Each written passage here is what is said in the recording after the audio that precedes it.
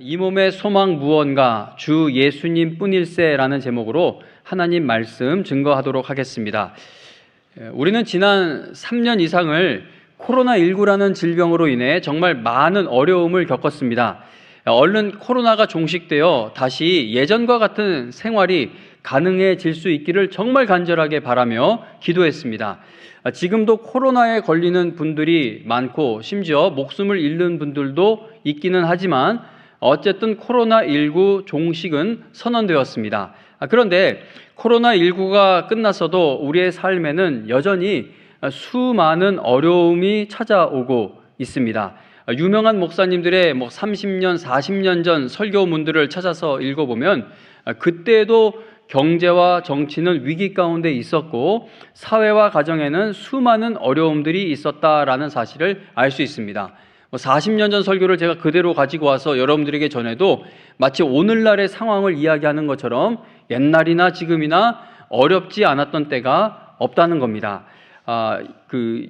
코로나는 종식되었지만 먹고 사는 일이 고단한 것은 여전히 변함이 없고 수많은 인생의 문제가 우리를 찾아오고 있는 것 또한 변함이 없습니다.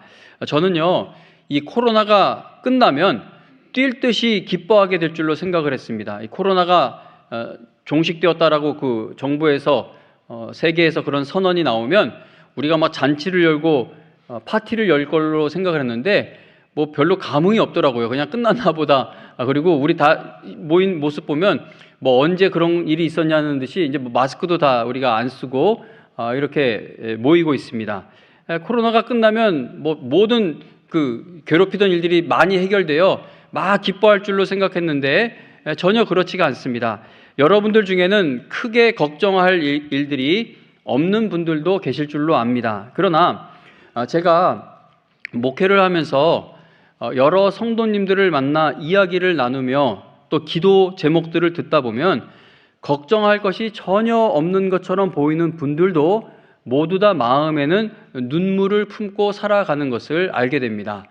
보면 막 씩씩하게 말씀해 주시고 농담도 잘하시고 늘 기뻐하시는 것 같고 어려운 일이 있어도 괜찮다고 하시고 이길 수 있다고 말씀을 하시는데 1대1로 만나 깊이 대화를 나누고 기도의 제목을 나누다 보면 우리 대부분 다 거의 모두 다 눈물을 마음에 품고 살아가는 것을 보게 됩니다.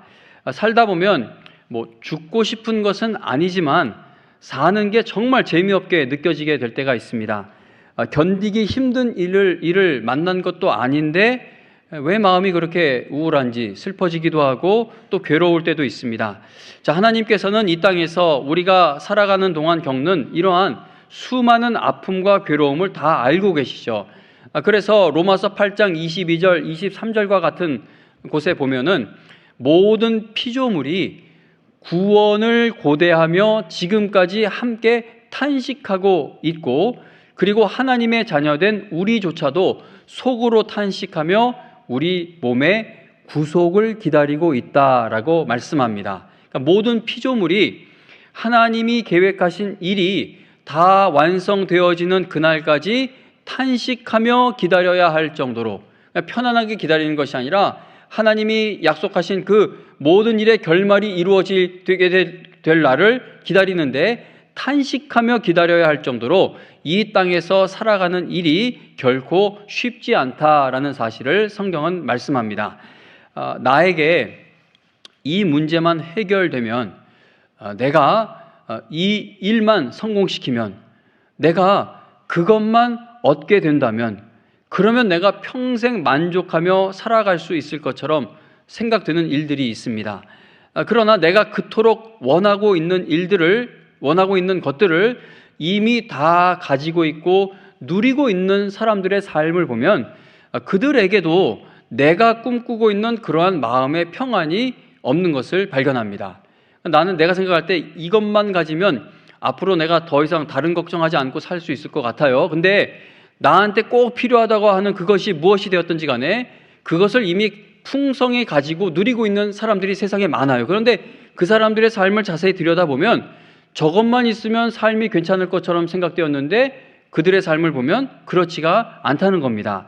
사람들은 재물에 소망을 두기도 하고 자식에게 소망을 두기도 하고 평생 이루어 놓은 업적에 소망을 두기도 합니다.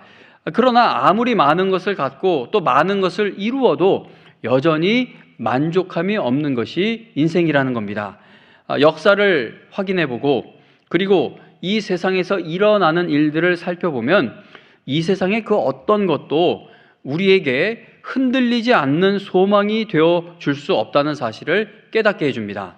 성경에 보면 이 세상의 그 어떠한 것도 인간에게 참된 소망이 되어주지 못한다는 사실을 말씀하는 구절들이 많은데, 예수님께서 말씀해 주신 어리석은 부자 비유를 한번 생각해 보겠습니다. 누가복음 12장 16절부터 21절에 보면 예수님께서 이러한 이야기를 들려주십니다. 어느 돈이 많은 한 사람이 농사가 너무나 잘 되어 더 큰 부자가 되었습니다. 그래서 크게 늘어난 재산을 쌓아놓기 위해 원래 가지고 있던 곡식 창고를 부수고 새 창고를 더 크게 지었습니다. 그러니까 오늘날로 말하자면 원래 부자였는데 사업이 더 엄청나게 잘 되어 돈을 긁어 모으게 된 것입니다. 부자는 새로 지어진 창고를 가득 채우고 있는 자신의 그 많은 재산을 보면서 뿌듯해하며 자기 자신에게 여러 해 쓸 물건을 많이 쌓아두었으니 내가 평안히 쉬고 먹고 마시고 즐거워하자라고 말하게 됩니다. 자, 그 누가 봐도 부러워할 만한 모습이죠. 그런데 하나님께서 그에게 충격적인 말씀을 하십니다. 하나님은 그를 찾아오셔서 크게 성공한 그 부자에게 어리석은 자여, 오늘 밤에 너의 영혼을 도로 찾으리니 그러면 네가 준비한 것, 너가 소망을 두고 있는 것이 누구의 것이 되겠느냐라고 질문하십니다. 예수님께서 들려주시는 어리석은 부자 비유 앞에서 우리는 두려움을 느끼게 되죠. 왜냐하면 우리 또한 이 부자처럼 세상 것에 소망을 두고 살아갈 때가 많기 때문입니다. 우리가 건강에 문제가 생기고 통장이 비어가고 사업이 기울고 취업이 되지 않는 것과 같은 그런 큰 어려움들, 큰 문제들을 만나게 되면은 아주 심각하게 고민하며 문제의 해결을 위해 온 힘을 다하게 됩니다. 그리고 건강하게 되고 통장이 다시 가득 차게 되고 사업도 다시 잘 되고 원하는 대학이나 회사에 들어가고 그렇게 원하고 있던 일들이 이루어지게 되면, 회복되어지면 우리의 마음이 아주 기쁘게 되고 만족스럽게 됩니다. 자, 그러나 나의 영혼이 건강한 상태에 있는지 아니면 내 영혼이 병들어 있는지에 대해 심각하게 고민하는 경우는 흔치 않습니다. 그러니까 내가 소망을 두고 있는 것에 문제가 생기게 되면 우리가 어떻게 반응하죠? 즉각적으로 반응하죠. 민감하게 반응하죠. 온 힘을 다해 반응합니다. 내가 소망을 두고 있는 것에 어떤 문제가 생기게 되면 아주 우리는 힘을 다해 반응을 하게 됩니다. 그러므로 내 영혼의 상태에 대해 둔감하게 반응하고 있다면 그것은 하나님께 모든 소망을 두고 있지 않는 것과 같다는 겁니다. 스펄전 목사님이 어느 날 기도하다 말고 울고 있었습니다. 목사님이 훌쩍거리며 울고 있으니까 아내가, 사모님이 옆에서 왜 우냐고, 무슨 걱정거리가 있느냐라고 목사님에게 물었습니다. 그러자 스펄전 목사님은 요새 웬일인지 십자가를 생각할 때 감격이 없어. 이것은 신앙적 위기야 라는 대답을 하셨다고 합니다. 스펄전 목사님과 같은 분들은 구원의 감격이 식는 것에 대해 아주 민감하게 반응하며 구원의 감격을 회복하기 위해 하나님의 은혜를 구했던 것입니다. 왜냐하면 인간이 무엇에 소망을 두어야 하는지를, 하나님께만 소망을 두어야 한다는 것을 확실히 알고 믿고 있었기 때문입니다. 하나님께 모든 소망을 두고 있는 성도는 십자가를 바라볼 때에 나의 영혼이 어떻게 반응하는지를 확인하게 되고 구원의 은혜에 대한 감격이 살아있는지를 늘 확인하게 됩니다. 그러니까 오늘 이런 찬송 부르고 성가대 찬양을 듣고 이런 노래를 들을 때 세상 유행가를 듣는 것보다도 내 마음이 반응이 없다면 그건 내 영혼에 심각한 문제가 생긴 것이죠. 세상 노래 잘 부르는 사람들 막 TV 보면은 노래 막 부르면은 그거 들으면서 막 울더라고요. 세상 노래 들어도 막 마음이 뭉클하고 그런데 나를 구원하신 하나님을 찬양하는 찬양을 부르는데 아무 감흥이 없어요. 물론 저 같은 사람은 노래를 잘 못 부르니까 그럴 수도 있지만, 그러나 가사의 내용을 생각해 볼 때 노래를 잘 부르든 못 부르든 이런 말씀 찬양의 가사에 아무 반응이 없다면 이거는 확인을 한번 해봐야 하는 것이죠. 제가 75년생이기 때문에 올해 이제 2년마다 한 번씩 건강검진 받는, 국가 건강검진입니까? 2년마다 한 번씩 받는 게 올해 있어요. 근데 12월인데 이제 빨리 받아야죠. 근데 저 몸에 별 이상이 없습니다. 이렇게 약간 좀 비실거리는 것 같아요. 원래 그랬던 거기 때문에 딱히 큰 문제가 없어요. 건강검진 받지 않아도 저는 괜찮습니다. 그럼에도 불구하고 올해가 가기 전에 어떻게 해서든 건강검진을 받으려고 하는 것은 괜찮은 것 같아도 그래도 이상이 있나 확인해 볼 필요가 있기 때문입니다. 그래서 우리도 신앙도 마찬가지입니다. 영적 상태도 마찬가지입니다. 말씀을 듣는데, 말씀을 읽는데 여기까지 나오긴 나왔어요. 근데 말씀을 듣질 않아요. 말씀을 듣기가 싫어요. 찬송을 부릅니다. 근데 고리타분하게 느껴지고 아무 감흥이 없어요. 그러면 이거 뭔가 이상이 생겼구나라는 것을 빨리 알아차리고, 나는 무엇에 소망을 두고 있기에 하나님 말씀, 찬양 이런 것에 반응하지 못하는 건가? 내 자신을 살펴볼 필요가 있다는 겁니다. 예수님께서 돈을 많이 벌고 성공하는 것이 잘못되었다고 지적하시기 위해 어리석은 부자 비유를 말씀해 주신 것이 아닙니다. 비유 속에 등장하는 인물이 큰 부자가 되었기 때문에 하나님께로부터 어리석다라는 평가를 받았던 것이 아닙니다.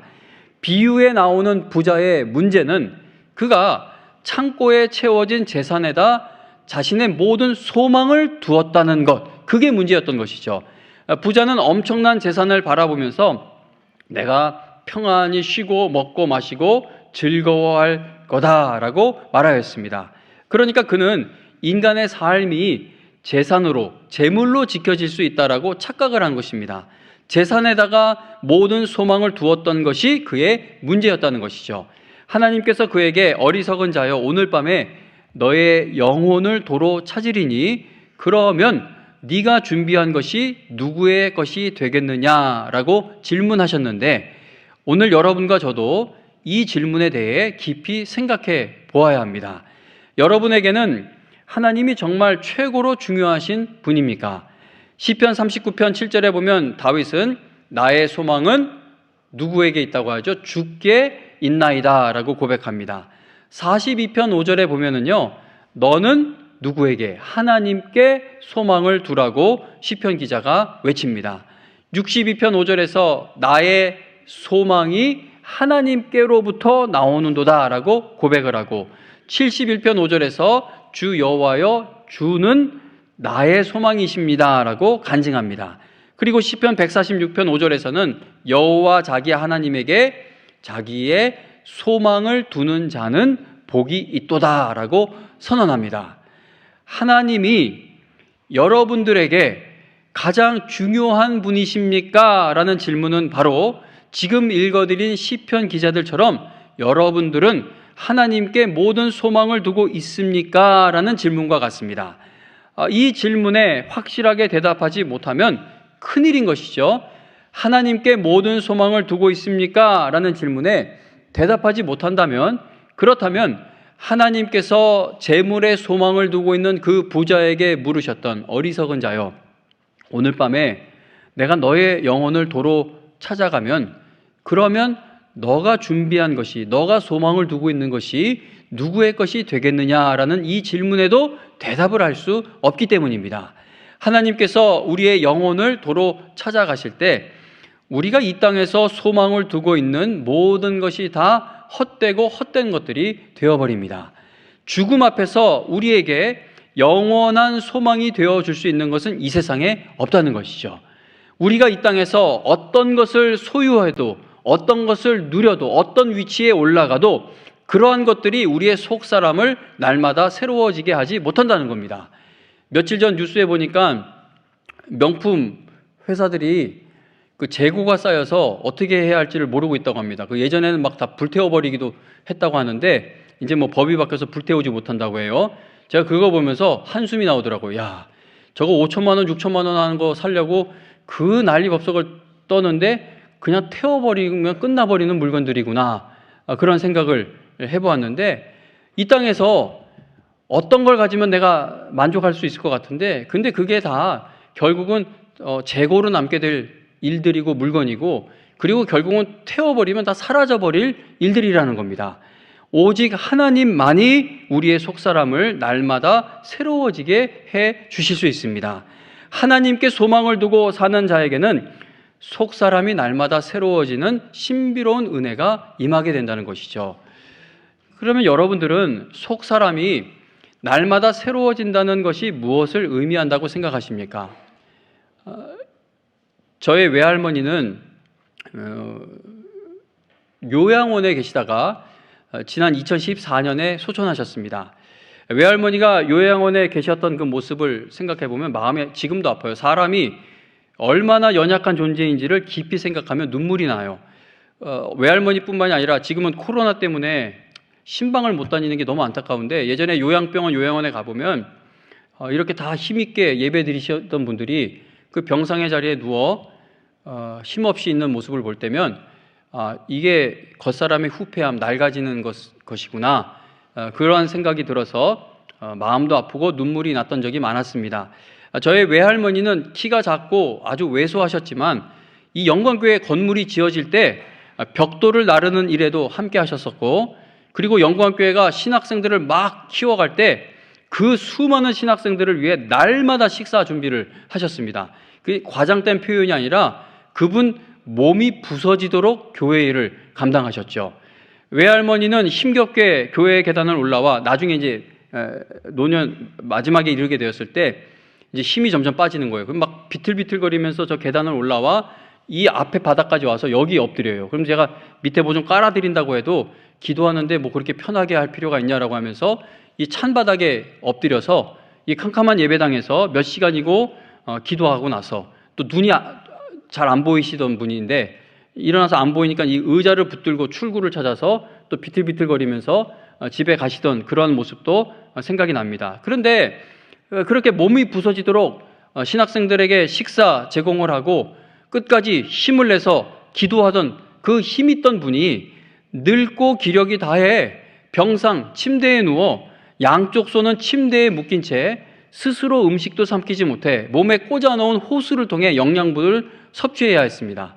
묶어놓더라고요. 그게 왜냐하면 빼면 다시 꽂는 게 힘드니까 팔을 묶어놓은 걸 보았는데 한 번은 요양원에서 할머니의 팔뼈가 금이 갔거나 골절 부러진 것 같다라는 연락이 오기도 했습니다. 그러니까 다른 사람들을 위해 그렇게 힘있게 식사 준비를 해주고 힘차게 기도했던 분이 늙고 병들어서 자기 몸의 뼈가 부러졌어도 그 아픔을 스스로 표현할 수도 없을 정도로 육신의 모든 힘이 다 빠져나가고 있었던 것이죠. 자, 제가 그러한 외할머니의 모습을 보며 큰 슬픔을 느끼면서도 저의 마음에는 또한 큰 소망이 있었습니다. 왜냐하면 외할머니가 하나님 아버지 품에 안기게 될 날이 더욱더 가까이 오고 있다는 사실을 알았기 때문입니다. 외할머니의 겉사람은 점점 더 낡아져 가고 있었지만 속사람은 하나님의 놀라운 은혜로 새로워지고 있다는 사실을 믿었기 때문에 슬픔이 있으면서도 큰 소망이 있게 되었다는 겁니다. 오늘 읽은 본문에 보면 우리가 낙심하지 아니하노니 낙심하지 않는 이유가 뭡니까? 우리의 겉사람은 낡아지나 우리의 속사람은 날로 새로워진다라고 말씀합니다. 근데 우리가요 하나님의 말씀을 자꾸 이렇게 내가 갖고 싶은 것만 잘라내서 가지려고 할 때가 있는데 지금 이 말씀에서도 속사람은 날로 새로워진다는 이 부분만 잘라내서 이해를 하게 되면 하나님 내 속사람이 새로워져 건강이 완전히 회복되게 해주세요. 하나님 내 속사람이 새로워져 이 사업을 다시 일으키게 해주세요. 하나님 내 속사람이 새로워져 저놈들을 이기게 해주세요. 뭐 이런 기도가 나오는데 근데 이 말씀을 앞에서부터 보면 우리는 낙심하지 아니하노니 너무나 낙심될 일이 있어요. 그게 뭡니까? 겉사람은 낡아지나 겉사람은 후패해져 가는 거예요. 결국은 요양원 들어갑니다. 팔이 묶입니다. 호수를 꽂습니다.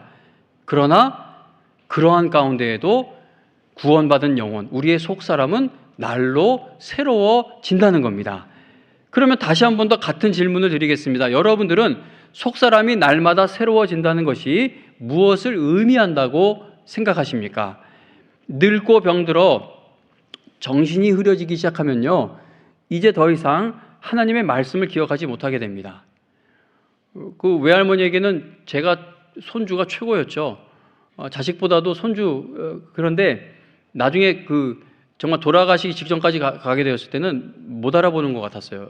갔더니 얼굴은 고통으로 인해 내가 알던 할머니의 모습이 아니었고, 늙고 병들어 정신이 흐려지기 시작하면 더 이상 하나님의 말씀을 기억하지 못하고 심지어 예수님이 누구인지도 기억하지 못하게 되어버립니다. 자, 그렇게 되어버릴 경우에는 속 사람이 날마다 새로워진다는 하나님의 약속이 멈추게 되는 것입니까?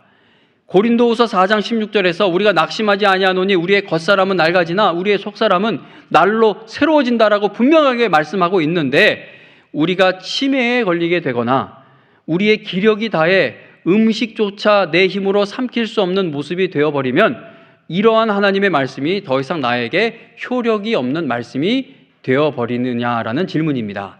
절대 그렇지 않습니다. 왜냐하면 구원받은 것의 근거가 우리 자신에게 있지 않기 때문입니다.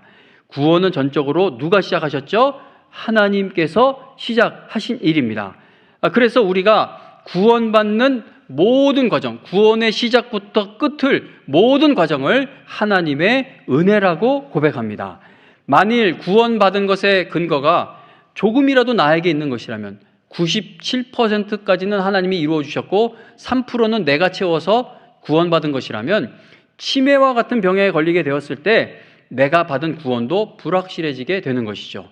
하나님도 기억하지 못해요. 오히려 하나님에 대해 나쁘게 이야기하는 그런 경우도 본 적이 있습니다. 내가 받은 구원이 불확실해지는 겁니다. 그러나 성경은 우리가 구원받은 것이 하나님의 은혜로 시작되어진 일이기 때문에 구원받은 성도의 영혼은 어떤 일을 당해도 영원히 안전하다라고 약속합니다. 자, 이게 성경의 약속이라면 그러면 우리는 무엇에 소망을 두고 살아가야 하겠습니까? 이 소망을 주신 하나님께 소망을 두고 살아가야 한다는 겁니다. 고린도후서 4장을 펴고 있는데 8절과 9절을 보겠습니다. 8절, 9절 말씀. 여러분 잘 아시는 말씀이에요. 8절, 9절 한번 함께 읽어보겠습니다. 함께 읽습니다. 시작. 우리가 사방으로 우겨쌈을 당하여도 쌓이지 아니하며 답답한 일을 당하여도 낙심하지 아니하며 박해를 받아도 버림받지 아니하며 거꾸러뜨림을 당하여도 망하지 아니하고. 아멘. 자, 이 말씀이 믿어지십니까? 여러분들이 정말 이러한 존재가 된 상태에 있다라는 것을 정말로 여러분들은 믿고 계십니까? 방금 읽은 이 말씀에 의하면요, 구원받은 성도는 건강이 좋지 않게 되고 가난하게 되고 사업이 잘 되지 않고 눈물 쏟아지게 만드는 삶의 문제들이 가득하다 할지라도 여전히 쌓이지 아니하며 낙심하지 아니하며 버림받지 아니하며 망하지 않는 존재라는 것을 약속하고 있는 것입니다. 그러니까 나쁜 일들, 불행해 보이는 일들, 세상 말로 하자면 재수 없는 일들, 이게 다 없어져서 쌓이지 않고 낙심하지 않고 버림받지 않는다라고 하는 것이 아니라 그 일들 한복판 가운데 있지만 거기서 눈물을 쏟아내고 있지만 그러나 어느 누구도 우리의 영혼을 빼앗아가지 못하고 해하지 못하기 때문에 너희들은 쌓이지 아니하며 낙심하지 아니하며 버림받지 아니하며 망하지 않는 하나님의 아들과 딸이라고 성경은 선언하고 있는 것입니다. 오늘 우리가 읽고 우리가 본문으로 펴고 있는 고린도후서는 사도 바울이 고린도 교회에 보낸 편지이죠. 바울이 건강하고 돈이 많고 권력이 있고 박해를 받지 않아서 이러한 서신을 보낼 수 있었던 것입니까? 그렇지 않습니다. 여러분 잘 아시다시피 바울은 건강에 큰 문제가 있었던 사람이고 그는 돈도 없었어요. 어떤 때는 막 천막 만들어서 돈을 벌어야 할 때도 있었고 생명의 위협을 받을 만큼 많은 사람들로부터 막 미움을 받고 있었고 개척해 놓은 교회에도 문제가 너무나 많았고 심지어 그가 사도라는 사실도 의심받고 있었습니다.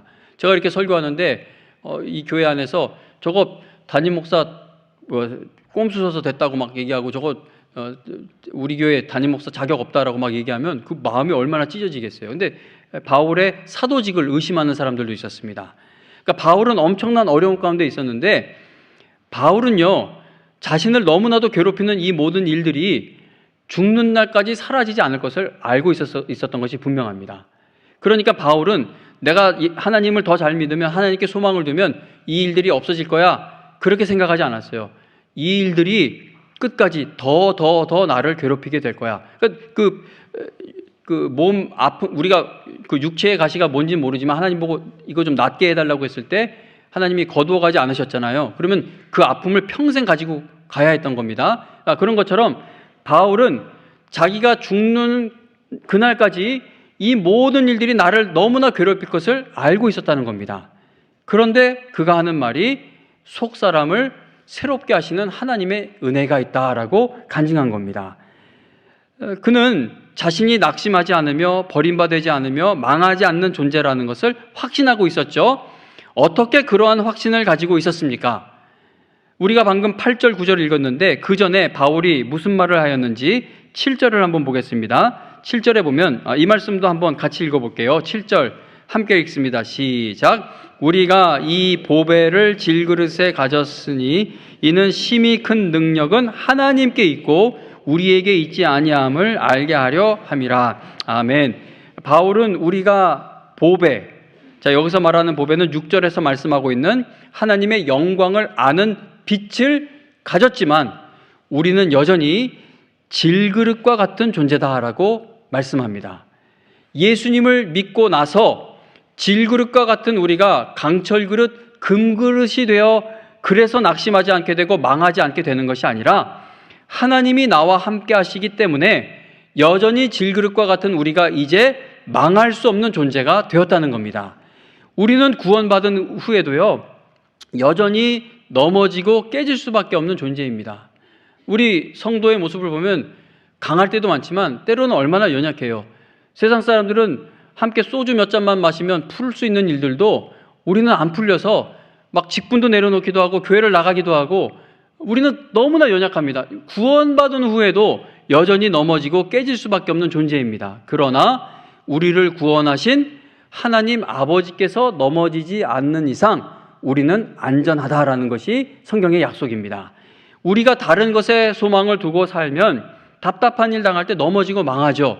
그러나 하나님께 모든 소망을 두고 살아가는 성도는 답답한 일을 당하여도 여전히 믿음으로 나아갈 수 있게 된다는 것입니다. 세상은 여러분들이 하나님께만 소망을 두지 못하게 만들려고 평생 공격해 옵니다.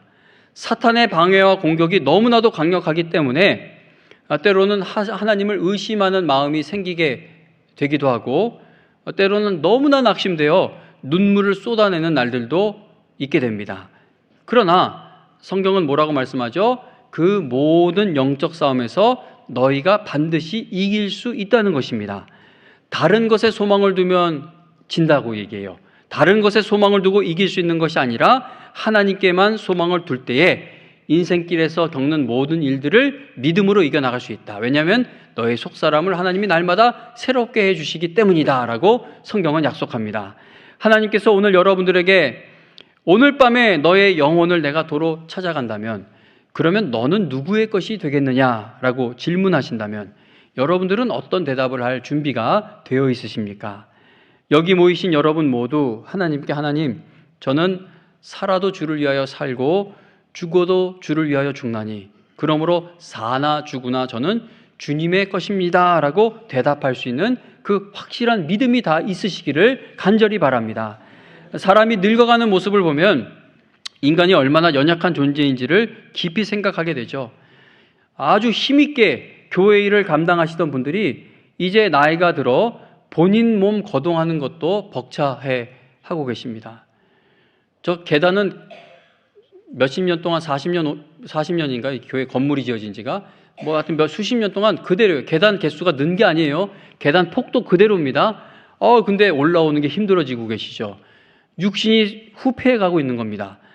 아파서 병원에 가도 나이 들어서 그렇다는 진단을 받을 때 얼마나 슬퍼요. 아직 저는 그 나이는 아닌데 제가 여러분들 이야기 들을 때마다 의사한테 그 말 들으면 정말 마음이 어떨까. 나는 죽겠는데 가서 늙어서 그래요 라고 하면 그거 마음이 많이 슬프지 않을까 그렇게 생각을 해봅니다. 그러나 이제 늙어 힘이 점점 빠지고 있는 여러분들을, 성도님들을 보면서 제가 정말 부러워하고 있는 것이 딱 한 가지가 있는데, 그것은 바로 여러분들이, 나이가 드신 분들이 천국에 갈 날이 가까워지고 있다는 것입니다. 약간 좀 재수없는 소리 아닌가 생각될 수도 있죠. 천국의 소망이 없으면 이런 재수없는 말이 어디 있어요. 일요일 날 아침 졸린 거 겨우 일어나서 나왔더니 내일이라도 죽을 수 있다는 그 얘기하는 건가? 저 죽음을 이야기하고 있는 건가? 전 죽음을 이야기하고 있는 것이 아니라 죽음 앞에서도 영원한 소망이 있다는 것을, 예수 그리스도 안에 있는 사람에게는 영원한 나라가 예비되어 있다는 사실을 말씀드리고 있는 겁니다. 예수 그리스도 안에 있는 성도에게는 죽음 앞에서도 희망과 소망을 발견하는 여유와 담대함이 있게 됩니다. 왜냐하면 하나님께 모든 소망을 두고 있는 성도, 즉 예수 그리스도를 믿는 자에게는 영원한 생명이 약속되어 있기 때문입니다. 성경에 보면 모든 육체는 뭐 1000억을 가졌던, 뭐 집을 수십 채를 가졌던, 아니면 뭐 독재자로서 한 나라를 내 마음대로 할 수 있는 권력을 가졌던, 누가 되었던, 모든 육체는 풀과 같고 그 모든 영광은 풀의 꽃과 같으니 풀은 마르고 꽃은 떨어진다라고 인간의 연약함을 말씀합니다.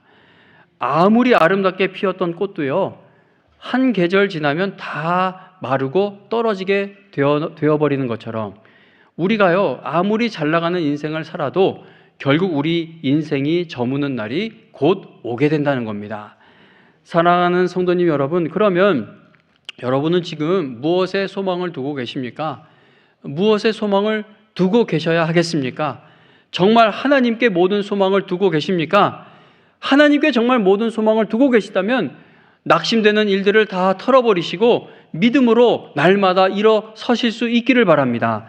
바울 사도나 초대교회 성도들이나 신약 성경의 인물들을 보면요, 그들은 모든 것을 다 잃게 되더라도 하나님만 의지하는 것을 절대 포기하지 않았습니다. 왜냐하면 그들은 이 세상의 그 어떤 것도 내 영혼의 참된 소망이 되어줄 수 없고 오직 하나님만이 나의 참 소망 되신다는 것을 알고 믿었기 때문입니다. 이 세상의 모든 것들은요, 언제인가는 다 쓰러져 없어져 버리게 될 것들이죠. 시편 103편 15절 16절에 보면 다윗은 인생은, 다윗이 어떤 사람입니까? 최고의 권력 자리에 올라갔고 하나님 마음에 맞는 사람이란 칭찬도 받는 사람이었고, 누구나 존경하는 그런 사람, 물론 뭐 인생에서 돌이킬 수 없는 큰 죄를 저지르기도 했지만 어쨌든 다윗은 아주 위대한 왕이었는데, 그가 인생은 그날이 풀과 같으며 그 영화가 들의 꽃과 같도다. 그것은 바람이 지나가면 없어지나니 그 있던 자리도 다시 알지 못한다라고 인간의 연약함에 대해 말합니다. 이 세상에서 어떤 큰 성공을 이루었든 아니면 어떤 얼마나 어려운 삶을 살았던, 죽고 나서 화장해버리면 흙과 먼지가 되는 것이 우리의 육신이죠. 우리는요, 모두 질그릇과 같은 존재입니다. 하나님 없다 그러고 하나님에 대해 저주를 퍼붓고 하나님을 무시하며 살아가는 그런 사람들도 결국은 겉사람이 후패하여 흙과 먼지로 돌아가는 날이 오게 될 것입니다. 우리는 모두 질그릇과 같은 사람들입니다. 사랑하는 성도님 여러분, 그러면 우리가 무엇에 소망을 두고 살아가야 하겠습니까? 무엇으로부터 인생의 만족을 얻기 위해 힘을 다해야 하겠습니까?